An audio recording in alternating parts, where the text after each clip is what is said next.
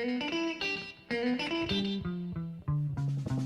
tell me, mama, what's going on? Tell me, darling, what's going on? I'm going back. Welcome back, everybody. Bacon and Egg Show, episode number 41. Happy Valentine's Day, February 14th, 2021. Jay, what's going on, man? You having a good Valentine's morning so far? I am. It's a wonderful morning. I just want to wish a very special happy Valentine's Day to you, sir, through the airwaves here, across the Zoom verse, if you will. Yeah, having a good one here. It's a little bit chilly outside, man. It's a little bit colder than we're used to around here, and it's going to be for a couple of days. So I know we're stocked up and ready to take it on. And when it's like 1 degree for the high later in a couple of days, and hopefully our houses don't all just become ice cubes, and we'll be good. But Yeah. are you ready for this freeze? Are you ready for all this? I mean, I guess as ready as I'm going to be, right? It's It's like here. we were talking about this before. It's like, you can only do so much to like wrap the pipes and protect the house and all that stuff. Now it's just a matter of waiting to watch the temperature drop to 7 degrees like it's supposed to tonight or in tomorrow, whatever it is, with Yeah. snow and all that. Yeah, it ain't for me. It's side note on that, like my computer goes through these like random like wallpapers whenever I start it up. It like Windows provides these like, oh hey, we're gonna provide this like general kind of picture thing. And the last few days, it's been nothing but like beach and like tropical locales coming up on the like login wallpaper. And it's like, really? Thanks a lot. Thanks. Thanks. But seriously though, for people watching, and I know we've talked about this, we're hunkered down, we're not going anywhere, we got all of our supplies and all that, but like everybody just be safe, stay off the roads if you don't have to be, and it's Yeah, stay home. it's going to be pretty nasty these next couple days, so hang in there and stay warm. So Yeah. anyway, Watch this episode a few times. Go back and watch old episodes. You're gonna have time to sit around and not do anything for a couple of days. Nobody's leaving the house, so just share the show with your friends too. Why not? exactly. Make it a bacon and eggs weekend. Exactly. Exactly. It's open starting with Valentine's Day, make it a bacon and eggs, stay at home party. If your Oh, postal service worker is working these next couple days, tell them about the bacon and egg show. They're out there, they're yeah, cold, they're miserable. They would love yeah, nothing more than to, receive, be told, go check this out. yeah. Know you're cold They and miserable, but they go may be check this cold out. outside, but watching the bacon and egg show might warm their soul. Exactly. So that's something to consider here. Okay, guys. Exactly. So, So anyways, well, let's get into this. We over the past few weeks not having too much of the positive sports experience of the Texas Longhorn basketball team to discuss, we now well, have a few games to talk about and get caught up on. Um, where do you want to start, Jay? We've got a few games back now since the kind of COVID postponements and everything with yeah. Shaka Smart's team. Where do you want to run with this? Let's go back to we were previewing. We were talking about the Oklahoma State game on the last show. So let's just start there. I mean, there was a game that, looking at the schedule, it started this stretch of games that we thought would be very important as the schedule stacks up pretty tough later. So going, was that at Oklahoma State? Yeah. Yeah, going to Stillwater, and that was a tough double overtime loss that they had there, and really a game that they should have won, and they should have put that game away. Had multiple chances to, but just didn't make any field goals in either overtime.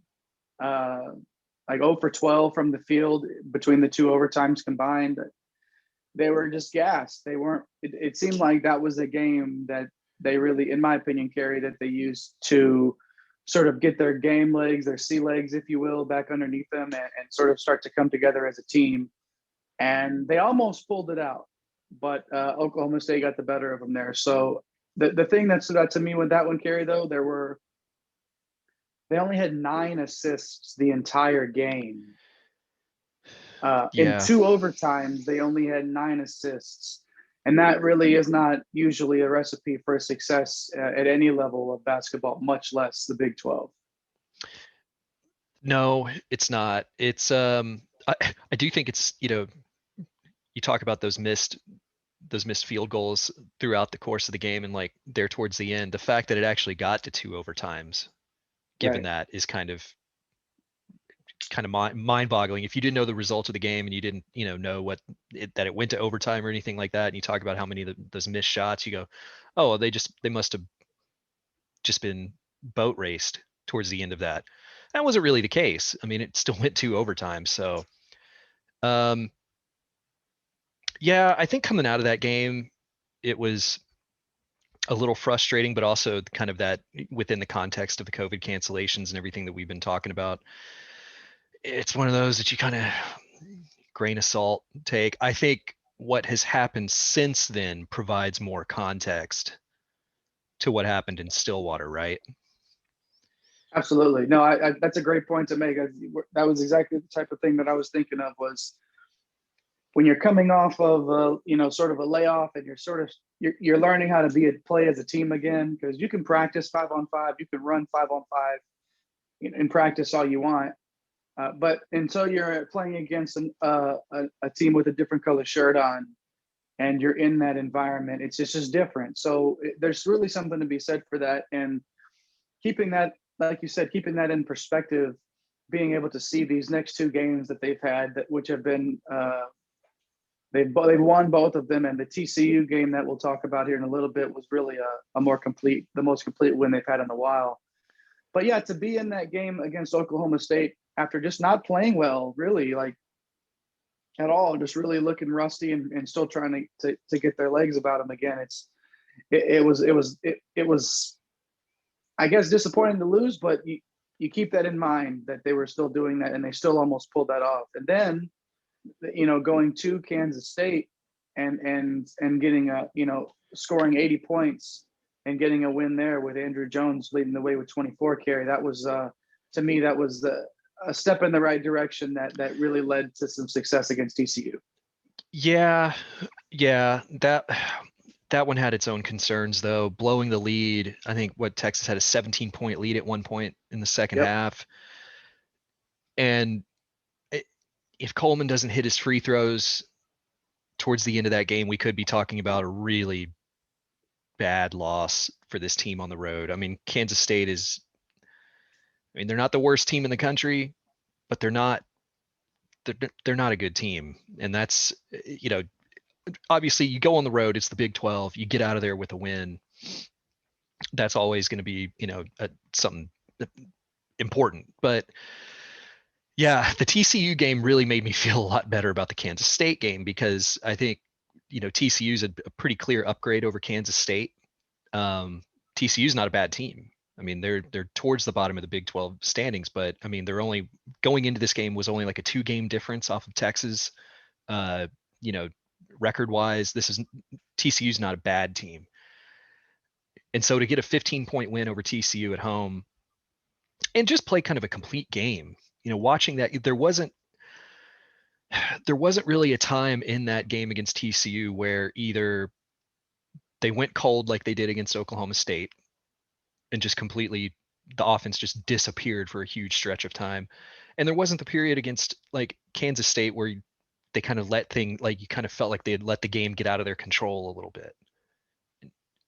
The TCU game was I think you mentioned it earlier, the most complete game that they've played in quite a while. And I think that's encouraging. And that's why looking at these 3 games in a row and in the context, it's like, yeah, they're kind of getting their legs back under them, which is an important thing to do with the schedule that's coming up.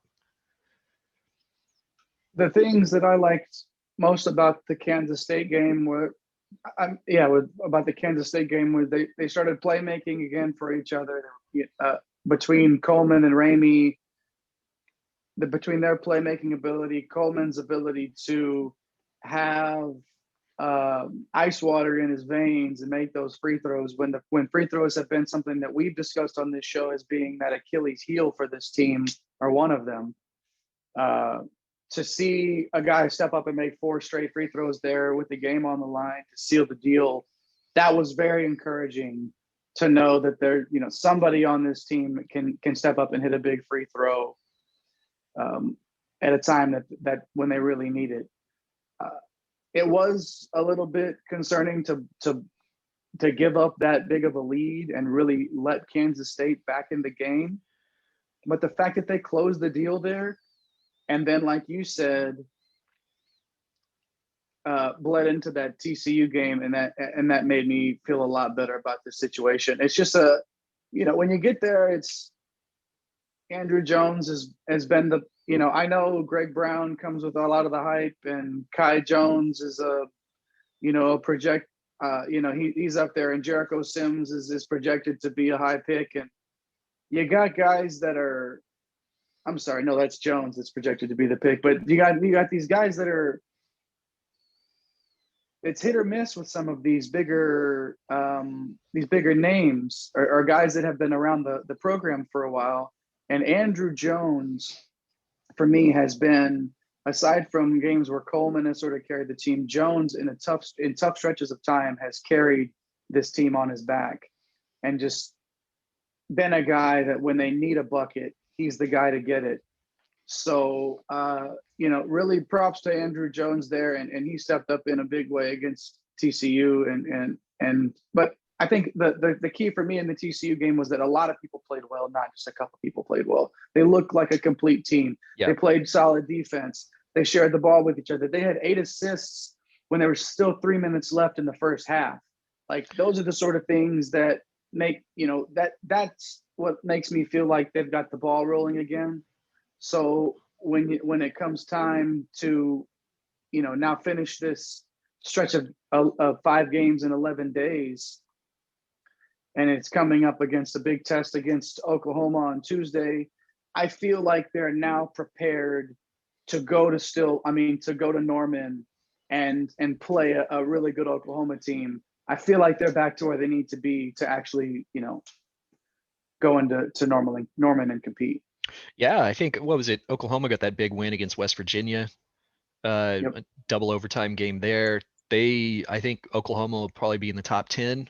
We get around to Tuesday. Texas will be close to being back in the top 10. Yeah, that's setting up to be a really good matchup. Jay, what's the schedule look like after that? We've got the Oklahoma game Tuesday, and then they're going 2 Ames to Iowa State on Thursday night. So you got Oklahoma Tuesday, Iowa State Thursday, and then West Virginia at the Irwin Center on Saturday. So this next stretch of games here, if we talked about this with Mike on the show, we've been talking about this for a while. This stretch of games here, and then after that, it doesn't get any easier because you welcome Kansas. I mean, I know Kansas isn't necessarily playing. It's still Kansas, but it's still Kansas, So listen, the last 5 games on the schedule: Oklahoma, top 10 team; Iowa State, that's going to be it's just going to be tough to go there and play. Then West Virginia comes to town, top 15 team, top 15, top 20 team. Then Kansas comes to town. And then you go to Texas Tech, top 10 team to finish. This is the Big 12 schedule is tough. You're running the gamut here on these next 5 games. So to have to play 5 games in 11 days, and now really starting on Tuesday to play 3 games in a 5-day span, it's going to really test the mettle of this team. And we're going to see what this team is made of coming out of this, these next 3 games and for the remainder of the season as well. They'll be prepared for a tournament run. Yeah. And by the time we get back together next week, 2 to 3 more games to talk about where this team is. And this is one of those ones where you kind of go, okay, well, maybe the COVID break allowed them to rest up a little bit. Now they're getting the fitness back up, but that, we'll see how this, these 3 games over the next week go. Cause it's not going to be easy. So, Well, yeah, let's Jay, you want to talk a little football? Get in. We had a little football news come Oh, down yesterday. I would love to talk a little football, man. Um, Talk a little all gas, no brakes, baby. it yesterday was it if if you could choose, if you could say if yesterday was a all gas or all brakes day, yesterday was definitely an all gas day for Steve Sarkisian. Yes. Um, he's got his quarterback now. I mean, it's in this 2022 recruiting class. And it's not Quinn Ewers. It's not Quinn Ewers. Man, Kerry, what about Malik Murphy committing to the University of Texas, 5-star quarterback out of California? This is the guy, man. Like when it makes you look back at Quinn Ewers decommitting and you say, ah, like I mean, it you got to be happy with getting this guy in the fold here, right? I'm thrilled with this guy committing. Obviously Ewers was like, in-state number one player in the country. Right. Um,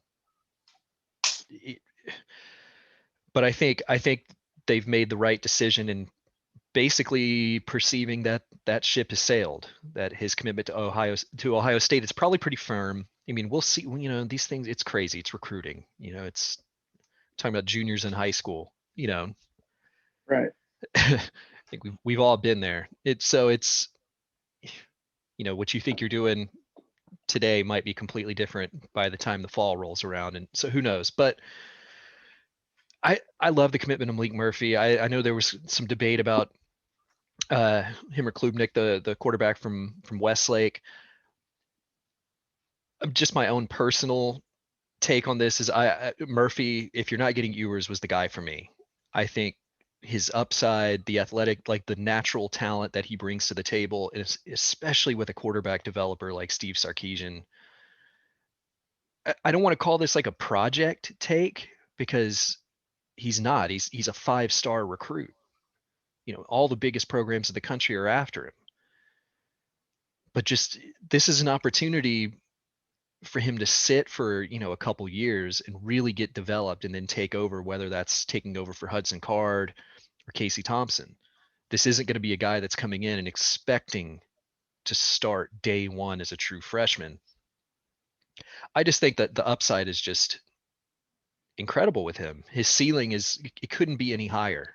And sure, he's a little raw, and it's, it might take him a little bit of time to get ready to play, but like, that's why I like him over Klubnik. I just think with him, he's kind of I don't want to say Klubnik's a finish product, but he's closer to his ceiling at this point than someone like Malik Murphy is. Yeah, I think the Klubnik thing for me, and I discussed this last week, that the preference there for me was when you miss out on Ewers and like you're saying, in-state, sort of the number one thing. And then the Klubnik idea was like, okay, are we going to lock down Texas?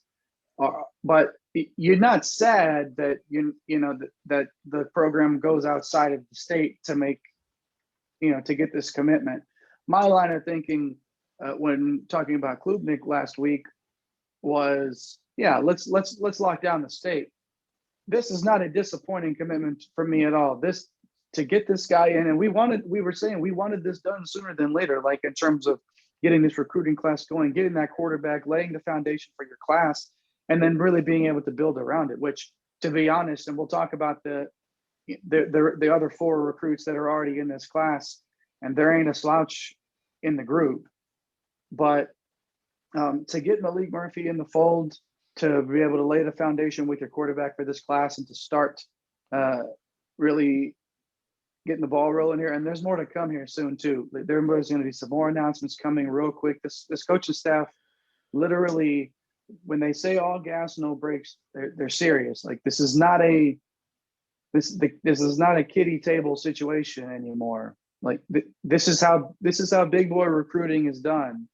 And fans of Texas football need to be appreciative of the fact that you are now in the presence of an elite recruiter as your head coach again, not some guy that can just land some good guy. Like, I know Tom Herman had good classes. I know he did. I know like that, but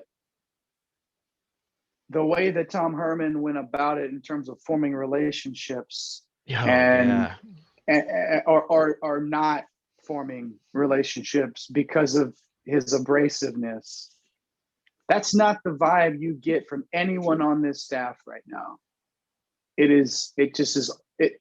These kids that are committing to this program now, it feels like there's so much. I don't know. It just feels different. Does it feel different to you in terms of Of the way that these course. student athletes are just the way that it just feels different, right? How this new Yeah. coaching staff is handling this. Yeah, for sure. I mean, it, what was it? I think Sarkeesian had a quote earlier this week about like, in terms of recruiting, we expect to be in the same living rooms with the Alabamas and those names of the college football world. And it does feel that way. There's not a one of the things that stood out to me was once this staff was put together, you started you started seeing players around, whenever they announce whenever they receive an offer, they go on Twitter and say, oh, I'm happy to receive this offer from such and such school, and immediately Kyle Flood, the offensive line coach, you started seeing offers to some of the biggest offensive line prospects around the country. And on one hand, it's kind of like, okay, well, that's pretty obvious. But the other side of it was, why wasn't Texas already going out and offering the top offensive line prospects around the country? Why wasn't that already like, The whole thing is like we're Texas, right? Like you hear that a lot. Like we're Texas. Where did this? We're Texas. It's a slogan for it's like the what starts here changes the world. Like as somebody that attended the university, as somebody that supports the university, I like that sort of mindset. I like being able to have that as a part of the university, and people aren't going to like, you can't really scoff at it. You can be like, oh wow, that's kind of like, you're really going to say, but you look at it, yeah, that's the face value of the University of Texas. It is what it is. Like so why are you not acting like that on all sense from a football perspective, that with the athletics department being the front porch of the university? Why would you not act like we're Texas and walk into every living room and ask every single one of those guys, why are you not coming to play football at the University of Texas?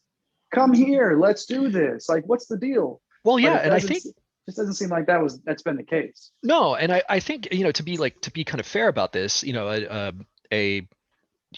devil's advocate side or the critic side comes back and says, well, Texas hasn't put any offensive linemen in the NFL, blah, blah, blah, blah, blah, or this many over however many years. So why would they be going out and trying to get, the best offensive lineman from the state of Wisconsin or from wherever?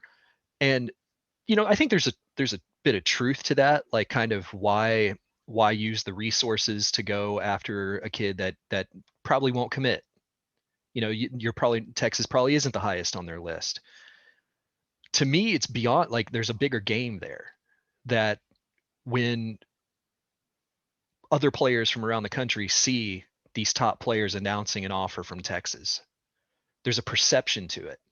And like if you're an offensive lineman or something in the state of Texas that's maybe not all that highly ranked, you're not seeing the top however many linemen ranked ahead of you getting offers from Texas, but then you get an offer from Texas. Subconsciously, is there not a thought of like,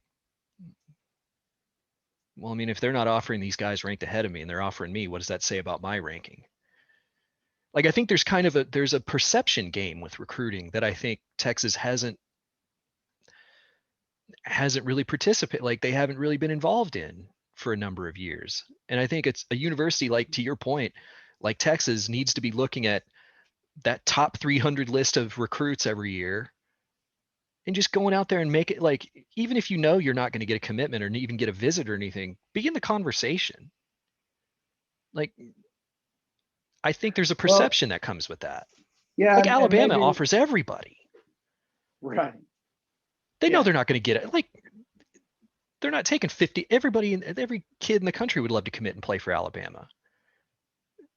You're going to win championships. You're going to win trophies. You're going to go to the league. Why not? They know that they're not going to get commitments or all that stuff from them, but it's the perception that, like, holy shit, I'm being recruited by Alabama. What does that say? Which is weird to talk about in a sense because Herman had top 5 recruiting classes, and it's like, but it still didn't feel like it just didn't feel like it was making an impact the way that a top 3 recruiting class should, in terms Right. of, it just didn't feel like it. And like, now that's like these guys that are coming on that have already come, Jaden Blue, 4-star running back, Armani Winfield, 4-star wide receiver, Jalen Gilbo, 4-star defensive back, Treble Johnson, who is the other most Committed recent yesterday as well. He Yeah. committed yesterday as well. Yeah. He's a 3-star guy, but he's going to be a 4-star guy by the time this is all said and done. Yeah. I mean, That's there's that's no a doubt. fantastic eval and offer. It, like, that is such a, I mean, just, I know the Malik Murphy commitment yesterday gets a lot of the headlines, but that Travell Johnson, that pickup, it just shows you what kind of recruiters these guys are. Like, they weren't going to let him slip through the cracks and watch his ratings go through the roof this year and Right. let him go. Right. Because they know that he's going to be a 4-star guy, a mid to high 4-star guy by the time it's all said and done. And then once Alabama looks at that top 300 list and says, "Oh, we haven't talked to him yet. Let's give him a call," because these guys, they'll start sniffing around once you start. And these coaches all know. I'm not saying that these other coaches around the country have never heard of this guy, but Texas, like you said, was not going to let him slip through the cracks. And that's the sort of thing. Those late risers, those guys that are going to be an impact, are going to make an impact.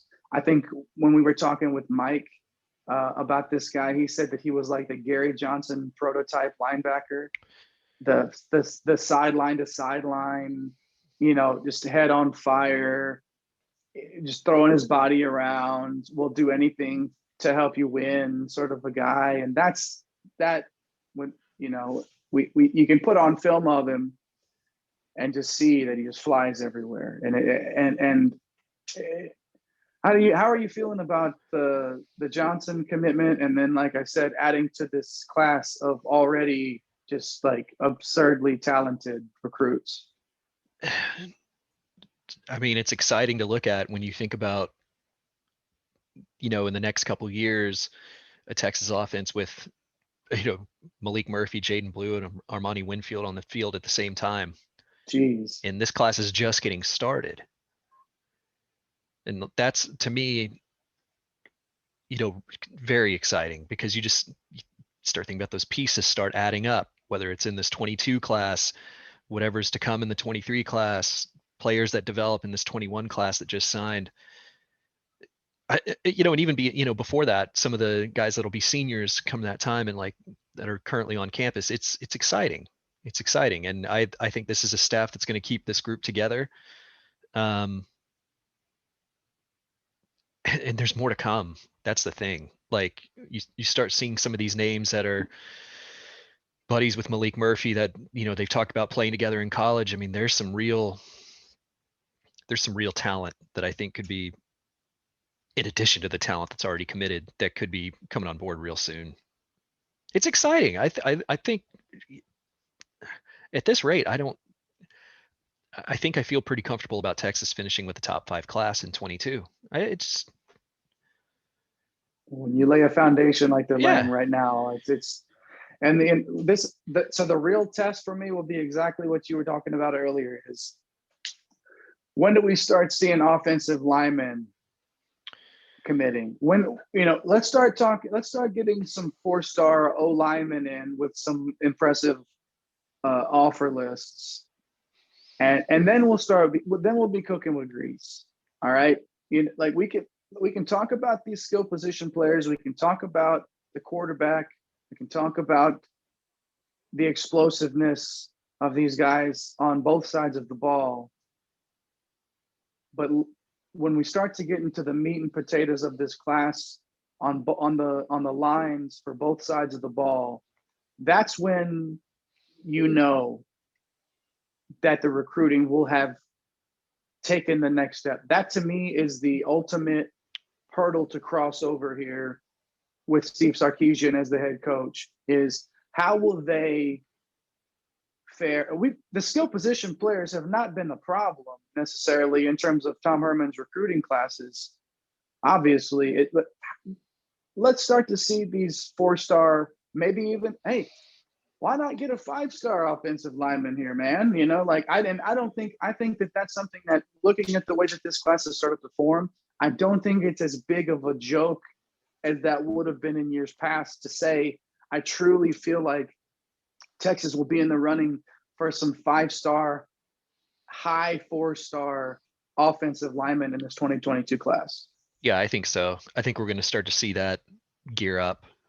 I think I do think they're going to get some good offensive linemen in this class. I think just with that reputation that this staff has, what they've done, they have a track record of development. I think the ingredients are going to start adding up there. Yeah, it's coming together, man. It's exciting to see with Sark and with in the text that me, you, and Mike have.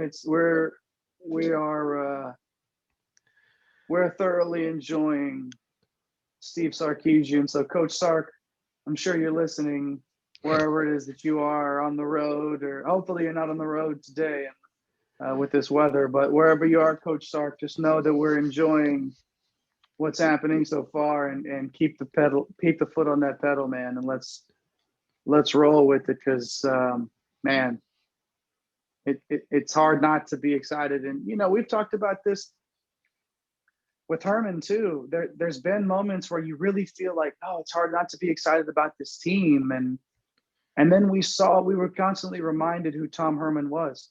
Steve Sarkisian has checked off all the boxes so far. Once we get to this schedule in September and see what this program looks like on the field, that's the ultimate test for this coach and this coaching staff. So Sarkisian, who's been out of head coaching for a little bit, dealing with his personal things and overcoming that, and working his way back up, and being super successful at Alabama. And then being able to be a little bit picky and take this job, it makes me feel like he's ready, and we're going to see the best version of Steve Sarkisian and what a program under Steve Sarkisian can be in the fall. But we can have all this excitement that we want in February, but until it's on the field, I don't want to just totally commit to it wholeheartedly like I did with Tom Herman, and then have it come crashing down again, because we thought all the dominoes were in place, and then they all fell down again for Herman. So it's the build for this season. I think will be the most highly anticipated season for Texas football in a long time, and that's coming off of last year when many people thought that they could have contended for a national championship, at least a playoff spot. With Steve Sarkisian and Kerry, this is going to be a highly anticipated season for sure. It really is, and we can get exciting about recruiting, and every time a commit jumps on board, but the truth is we're not going to see these guys on campus for quite a while. And a lot of this is selling hope and selling a vision, and Sarkisian and the staff has done a good job of that so far with this group. And I think they're going to continue to do that. But ultimately, at the end of the day, it's about wins and losses. It's we can cliche this thing up all we want. If you don't win in the fall, then none of it matters. Tom Herman had those top 5 recruiting classes back to back and all those things. He didn't get it done. And I trust Sarkisian more than I trust Tom Herman to get it done, but he still has to produce. We still have to see it. And it's going to be an intriguing and entertaining fall, I think. Because it's not going to it's not going to happen in year one, I don't think. but at least there's going to be some kind of, I think, progress that we're going to see and some optimism. So It's hard not to be optimistic because just the feel around the program is different. But until you get the product on the field and see how yeah, it's we felt really strongly about Tom Herman turning it around too, and we're incorrect.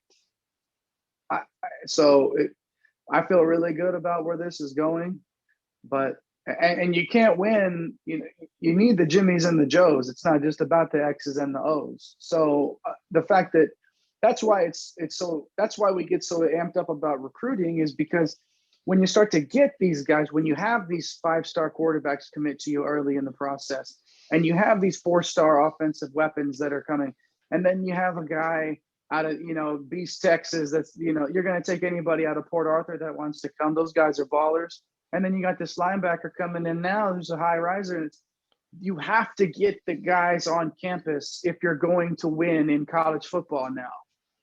You have to get these guys. So that's where the excitement comes from. oh But no, again, for sure. Right. Until you see it on the field, and Sark will have his opportunity, but until you see it on the field, it's just, but there's reason for excitement, I believe. Oh yeah, So absolutely. we want to be excited about a recruiting class, but we also want to remember, like, we've got Right. games to play. Games aren't won in February, sort of thing. All those cliche sort of things, but they're Right. true. So, anyways, man, that's just, I know we went on a little bit about that, but that to me is it's the key here is to remember is like, yeah, be excited about what's to come, but have an understanding of what still has to be done on campus right now. Yeah, for sure. For sure. And there's going to be more to come. It's going to be a fun spring. Commitments, spring ball, all that stuff coming up. So feels like spring is a million years away given the weather we have here now, but it'll get here. Yeah. In terms of excitement, let's transition here a little bit. Let's hit on Austin FC real quick.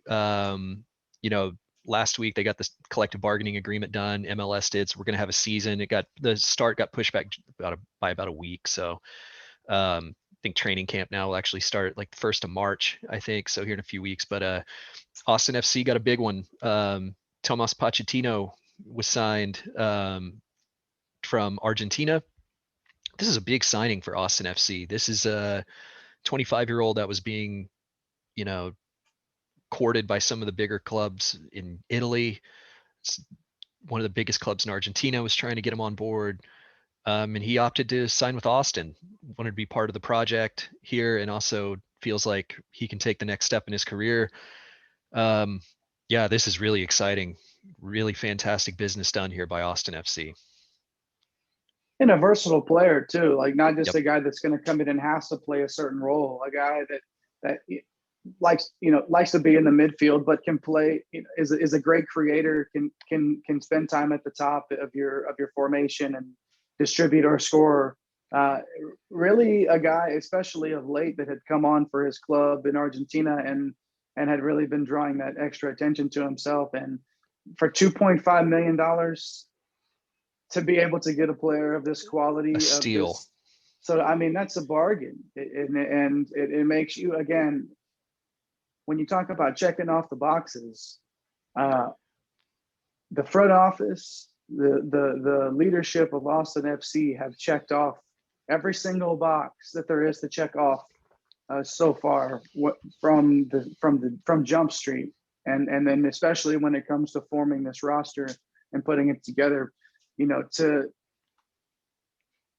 to be able to get a Pochettino on like this for $2.5 million and fill in one of those designated player spots for the club is another thing for Austin FC fans to just be excited about, knowing that their club is going to be put in a position to be successful right off the bat.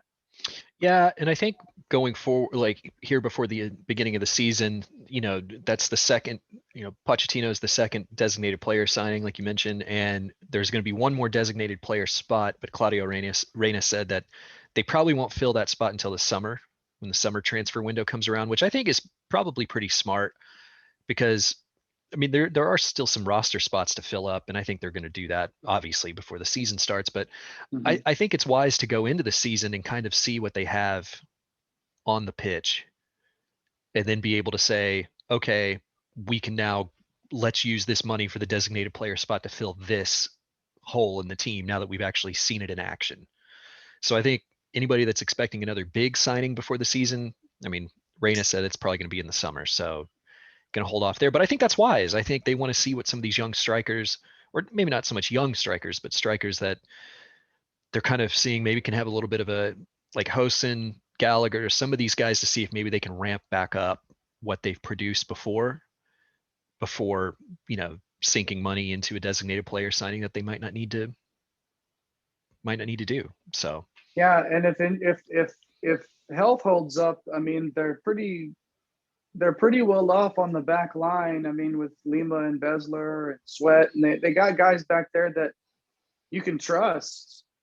So if you play, you go through the season and then you hit that summer window, and this back line has held the way that they're anticipating it will.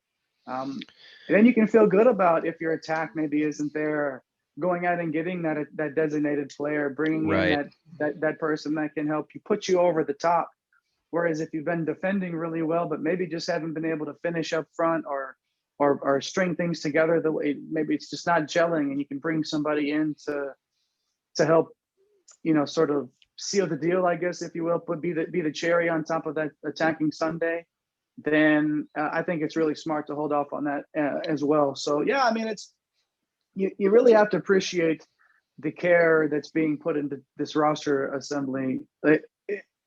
Every signing seems to really have a place. They don't seem to just be signing guys just because, okay, well, we need attacking guys, we need defenders, we need that. It's like every time you hear about another name coming to the club, it's okay, this is they just fit, they're going to fit right in here. And you yeah, know what they're going to do, you know what their role will be. And that's what's encouraging to me, is watching this roster put together. There's just such a clear vision that Wolf and Reyna have for where they want to take this club, and that is what will help make them successful early on in their run in MLS. absolutely, yeah. It's all been very deliberate, which is positive to see. So Yeah. well, man, let's wrap this up here. Let's spend a few minutes. The big news, in the NFL world here locally last week was J.J. Watt requesting his release, a mutual agreement from the Houston Texans. So, Jay, let's spend a few minutes here talking about that. What are your thoughts, feelings about that whole situation? We could go on and on about the McNairs and Easterby and the Texans, but let's focus on JJ Watt and what he meant towards the city and the franchise, all those things. I'm with you on that, man. It's really easy to pile on right now, and and it's deserved. It's deserved that to pile on that franchise right now. But JJ Watt, you can make an argument that he's the best player to ever play for this franchise. You can put him in the 80 up there, Andre Johnson up there. I think those two are in a class of their own, but he's an instant Hall of Famer 5 years after he quits. He's a guy that not only does it all right on the field, he was a Walter Payton Man of the Year award winner for being, and that's an award that's given to the player that serves their community and represents, the shield, if you will, the NFL in a way in their community that stands out of everybody. He won that award one year, and that, I guess that was probably the year of the hurricane, right? When he how much money did he raise, man? Like, God, even I don't if know. it wasn't, it's just the things that he did for this city, for that city, I should say, for Houston. There are very few players that will ever be as beloved in that town as there won't be as many. There aren't hardly any players that will be as loved as J.J. Watt ever. I mean, you have your Hakeems, you have your Bigios, you've got your J.J. Watts. There's other guys in there that I know that mean a lot to that town, but like, it's disappointing that it ended this way. And I wish him all the success. I want him to go win a ring wherever he wants, wherever he ends up. But Kerry, for me, it's a sad ending to me. He has been my favorite player to watch when he's at full speed.